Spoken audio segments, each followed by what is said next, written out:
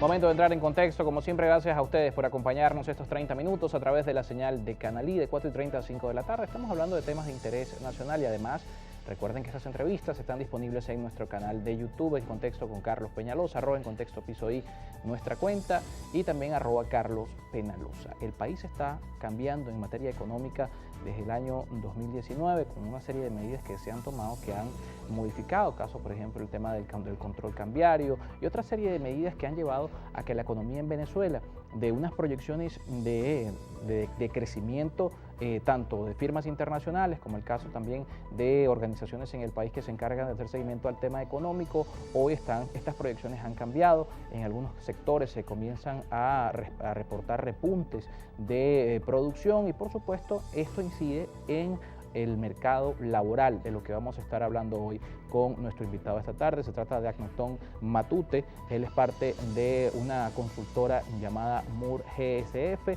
que hace seguimiento al tema de los recursos humanos, a la gestión del talento humano de las empresas en Venezuela. También es una firma internacional. Muchísimas gracias por estar con nosotros. No, vale, gracias a ti, Carlos. En efecto, tal cual como comentas, Moore es una empresa británica, tenemos más de 100 años de existencia y presencia en más de 100 países. Y eso nos ha permitido tener un panorama realmente amplio de las distintas tendencias laborales. Como todos ustedes saben, desde la irrupción del COVID, ¿esto qué ha generado? Pues bueno, una precipitación, un aceleramiento, digamos así, de distintas tendencias, pero que van más allá del teletrabajo. Quizás es muy común que ustedes vean y asocian el tema digital con teletrabajo, pero la verdad es que muchas empresas en este momento se están moviendo en una dirección distinta. Si me permite, solamente para comentarte un ejemplo de lo que está dándose en este momento. Hace pocos días, un banco británico, Atom Bank, pasó de una jornada laboral de 5 días a 4 días, sin implicar ningún tipo de desmérito para el salario de los empleados. ¿Y esto se debe a qué? A que definitivamente la dinámica laboral, no solamente propiciada por el COVID, sino por todo este apalancamiento de situaciones, ha permitido moverse a una jornada mucho más flexible sin perder, por supuesto, la eficiencia. Eso es un ejemplo entre muchos de lo que estamos viendo en este momento, tanto en Europa como en Estados Unidos. El segundo ejemplo que les quiero colocar es que, por supuesto, el COVID, la verdad es que nos sorprendió a todos, a propios y extraños, pero lo cierto es que muchas empresas en este momento se han sabido ajustar muy rápidamente y han podido entrenar a distintos empleados en funciones u operaciones distintas a las que tenían previo al COVID. Un ejemplo concreto, bueno, personas que probablemente pueden estar en áreas más de carácter de soporte, incluso recursos humanos, se movieron a dinámicas más de carácter logístico, bueno, porque la operación de la organización así lo ameritaba. Entonces desarrollaron entrenamientos muy rápidos, muy certeros, para ayudar a que estos empleados pudieran moverse hacia estas nuevas competencias. En concreto, ¿qué vemos? Cambios en rutas de carrera, desarrollo de nuevas competencias, no solamente el tema digital, y esto es algo que sin duda vamos a ver cuando te hable de Venezuela, su coletazo, porque probablemente nosotros también por características económicas, las elecciones, en fin, a veces pensamos que podemos estar fuera de las tendencias, y lo cierto es que también en Venezuela las tendencias llegan a veces de una manera más tropicalizada, por así decirlo. Claro que lo decíamos en la introducción, faltó el tema del COVID, ¿no? Que por cierto cambió la economía del mundo.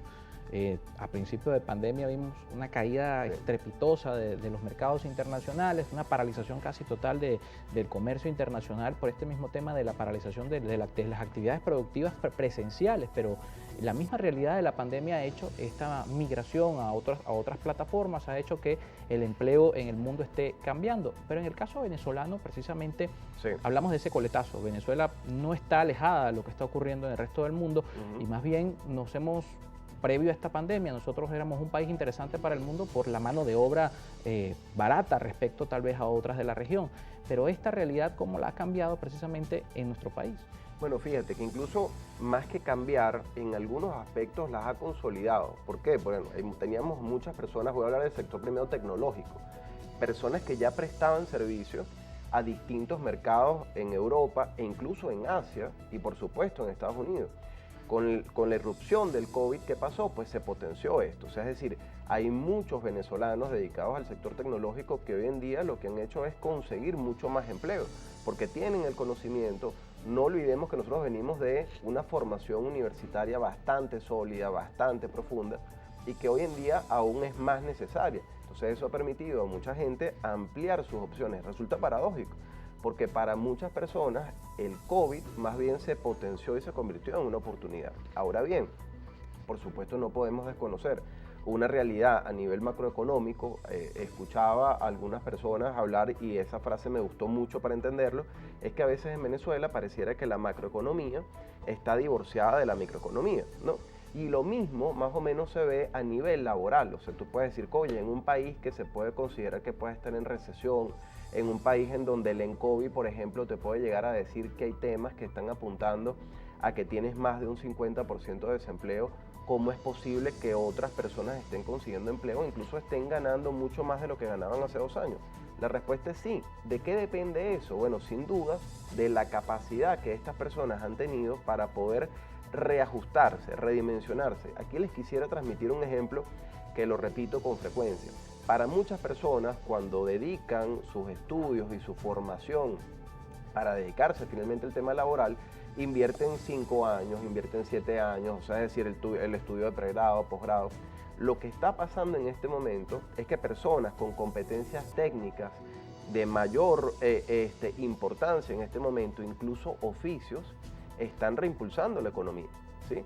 O sea, tú haces una comparación de personas que se puede dedicar a una atención como por ejemplo muy relevante en una casa, como puede ser la plomería, versus una profesión, y vas a conseguir, independientemente de la profesión, que el plomero en este momento está accediendo a un nivel mayor de vida, bueno, porque con su oficio puede acceder. Por el caso de los mecánicos, por el ejemplo, caso de taxistas, una serie de ocupaciones que hoy generan un ingreso, pudiéramos decir, superior a los profesionales. Sin duda, pero porque terminan movilizando la economía. O sea, si en este momento pudiésemos hacer, digamos, un gran foco en este tema, bueno, vamos a ver que el tema alimentos, vamos a ver que el tema, por supuesto, todo lo relacionado a distribución y logística en el país ha tenido una potencia enorme a propósito del COVID. Entonces, todos estos empleos que giran o nutren esta dinámica laboral van a verse beneficiados. Y el tema de los servicios, nosotros nunca vamos a poder dejar de llevar nuestros vehículos a un mecánico. Entonces acá el reto es, viéndolo de una manera micro, a una persona que por ejemplo nos está viendo en el programa, mira, yo estudié, hice tanto tiempo, soy abogado, esto, lo otro. El reto viene, y no por Venezuela, sino a nivel global, de poder reajustar un poco tu formación a lo que en este momento el país e incluso afuera te exige. Ahora, y ese reajuste también para las empresas, ¿cómo se puede hacer? Lo vamos a conversar al regreso de la pausa, porque a lo mejor el ciudadano tiene la voluntad de reinventarse y por ejemplo, en Venezuela eso ha llevado al crecimiento de los emprendimientos. Así es. Pero hay, por supuesto, quienes todavía pueden pensar, no, yo estudié esto, yo quiero vivir de esto, yo quiero dedicarme a esto. Y ya es también menester de las empresas, del sector privado, reajustarse en ese sentido y cómo hacerlo en este contexto que estamos viviendo de cambios económicos, sobre todo en nuestro país. Agnotón Matute está con nosotros, él es miembro de la firma MUR GSF, una consultora también del área de los recursos humanos, de la gestión del talento humano. A la pausa y al regreso seguimos con más.